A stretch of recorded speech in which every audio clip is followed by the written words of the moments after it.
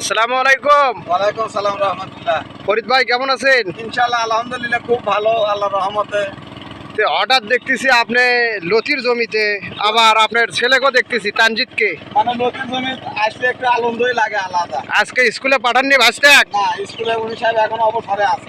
অবসরে? ক্লাস দেখেন আমার অবসরে গেছে। দেখেন ভাতিজা সুন্দর করে ডালগুলি ভাঙে দিচ্ছে। আসলে ফরিদ ভাই আপনার ছেলে যে ডাল ভাঙতেছে, এই ডাল ভাঙা কি জরুরি এরকম ভাবে? ডাল ভাঙে দেওয়া লাগবে, যত ডাল ভাঙবি অত গাছ বড় হবে, আবার লতিও বেশি বাড়াবি। এটাই হচ্ছে নিয়ম। আচ্ছা দেখি আপনার জমিতে আরো লোক আছে, কি জন্য আসলো একটু কথা বলবেন নাকি? ওয়ালাইকুম আসসালাম। আসসালামু আলাইকুম। কি ব্যাপার, আপনার জমির মধ্যে কি দেখতে যাচ্ছেন? জমির মধ্যে এই জমিটা চাষ করছে, কি রকম চাষ হচ্ছে সেটা দেখার জন্য, তাও এই হুমদার সামনে সাইমের দিয়ে চেক করানো এই জমিটা। না দেখলে জমিটা কাকা এই কেমন করে করছে এই জিনিসটা দেখার দরকার নয়? না, তা তো অবশ্যই। সেই জায়গা তুলে এখানে আসছি, তাও অনেক দূরে থেকে আমি আসছি। তাহলে এই পরিদর্শন করার জন্য। আপনি কি এটা চাষ করার চিন্তা ভাবনা আছে? চিন্তা ভাবনা তো অবশ্যই আছে, যে দেখি এটা কেমন হয়, তাতে আমি আবার হয়তো করতে পারি। এটা সুন্দর আয়োজন, দেখেন সুন্দর লতিটা চেহারা দেখেন। এটাই তো দেখার জন্য কাঁচাই খাইতে মন চায়। কাঁচাই তো খাঁচা তো লাগবে, ভালো লাগবে।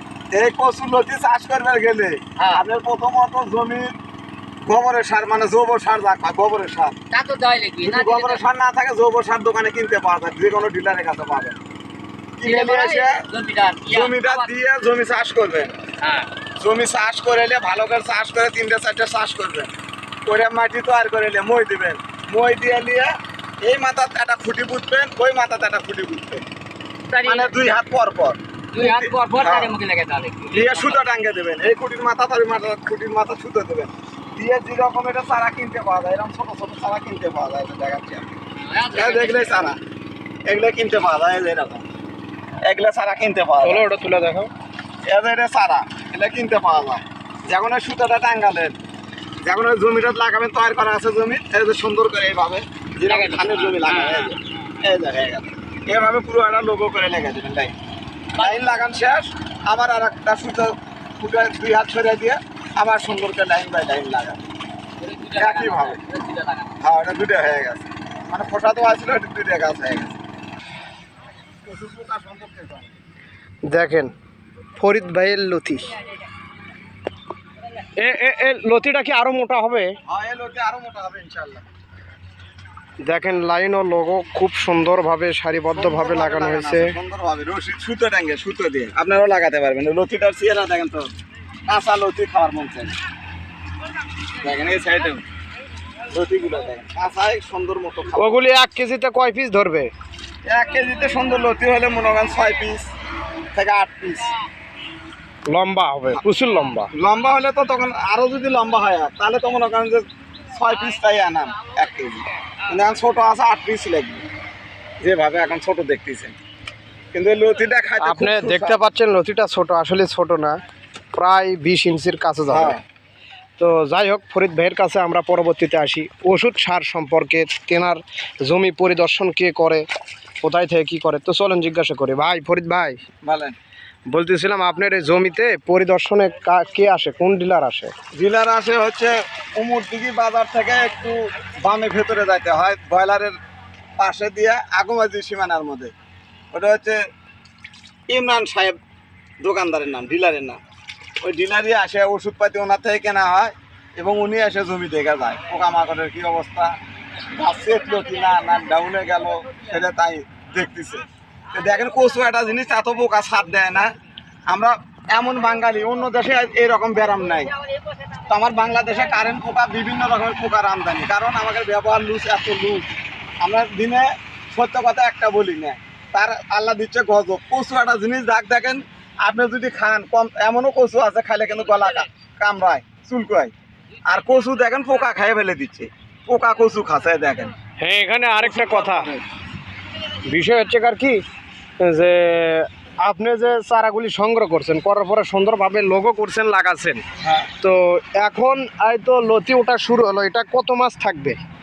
এই লতি তো ইনশাআল্লাহ আল্লাহর রহমতে 6 মাসেও আপনি লতি খাই শেষ করা যাবে না। 6 মাসে 6 মাস ফুল একটানা উঠবে এখন থেকে। তারপরে কি কাঠ বিক্রি করা যাবে? তারপর আবার ইনশাআল্লাহ কাঠ বিক্রি করা যাবে। একটা কাঠ মনে করেন 30 টাকা নিম্ন বাজার থেকে ইনশাল্লাহ।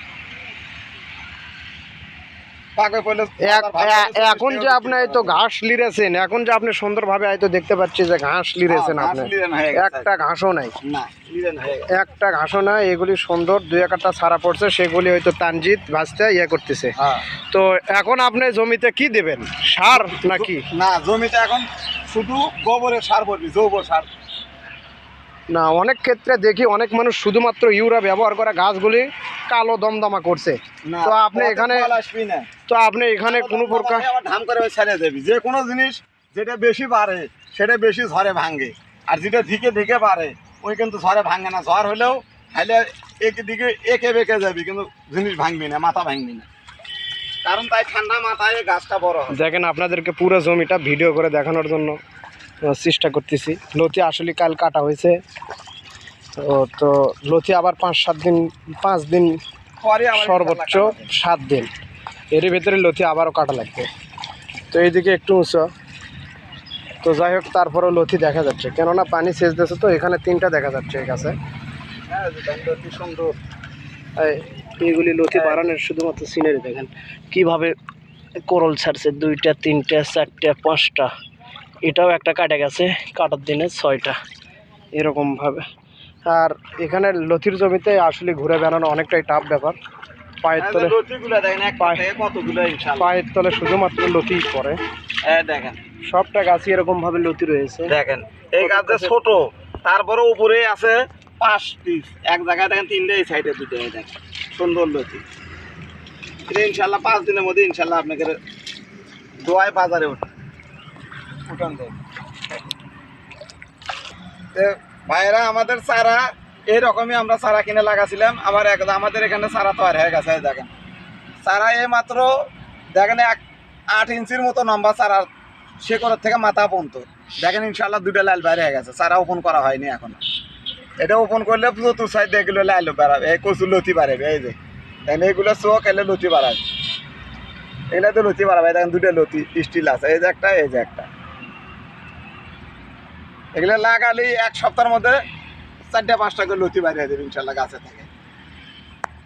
এইভাবে চারাগুলো সুন্দর করে লাগাবেন। আর সব সময় জৈব সার, গোবরের সার ব্যবহার করার চিন্তা ভাবনা করেন। যে কোনো কৃষি জমি আবাদ করেন আপনি, যেখানে বাংলাদেশের যে প্রান্তে থাকেন, জৈব সার কেনার মতো সমর্থন না থাকলে আপনি গোবরের সার কিনেন, অত প্রচুর পুষ্টি। হ্যাঁ ভাই, আপনি কোথা থেকে আসছেন এই কচুর লতি দেখার জন্য? আমি কালুদাম থেকে আসছি। কালুদাম? হ্যাঁ, কালুদাম থেকে আসছি। আপনার রাজবাড়ি বাড়ি। হ্যাঁ, এখানে দেখতে যাচ্ছি জমি কিরকম এই জমিটা চাষ করছে। এই কচু, হ্যাঁ কচু যে চাষ করবেন, দেখেন এই কচুর লতি, দেখেন এটা কিন্তু চারা।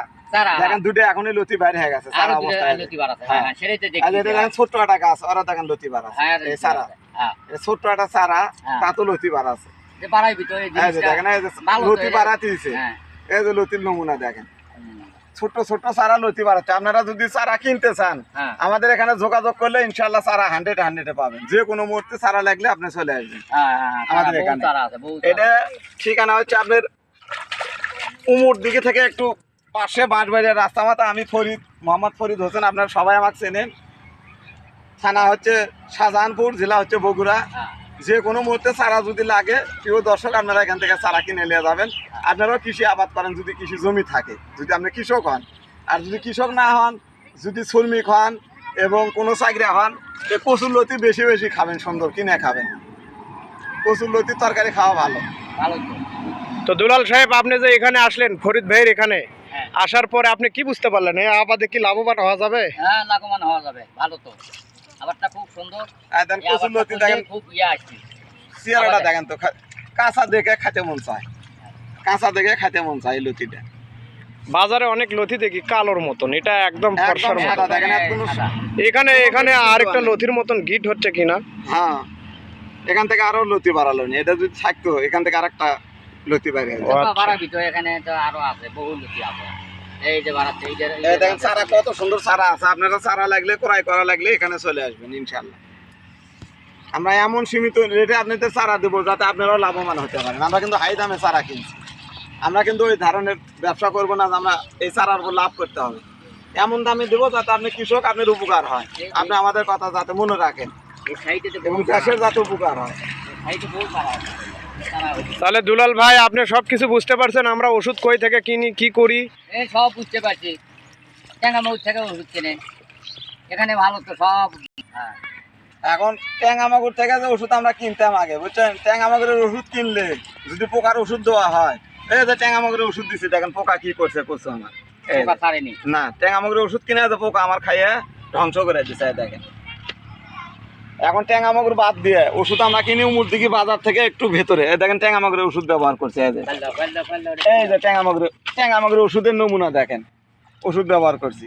আমরা এখন ওষুধ কিনি উমরদিঘি ট্যাঙ্গামাগুর থেকে 2 কিলো উত্তরে উমরদিঘি স্ট্যান্ড থেকে একটু বামে ভেতরে গেলে, বয়লারের পিছনে বামে ভেতরে গেলে, তো যাই হোক উনি যে ওষুধগুলি দিয়েছেন ইমরান হোসেন, হ্যাঁ, ওনার থেকে ওষুধ দিয়ে ইনশাল্লাহ দেখেন পোকা ছাড়িয়ে গেছে। ইনশাল্লাহ এই যে অনেক পোকা ছাড়িয়ে গেছে, এই যে এগুলো পোকা ছিল ছাড়িয়ে গেছে, পোকার আসতেছে না।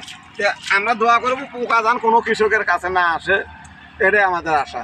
আর আমরা সবাই চেষ্টা করবো দিনের সত্য কথা বলার জন্য আর হক হালাল খাওয়ার জন্য। সেটাই তো। ঠিক আছে দুই ভাইকে সালাম, আসসালামু আলাইকুম। ওয়ালাইকুম আসসালাম রহমতুল্লাহ।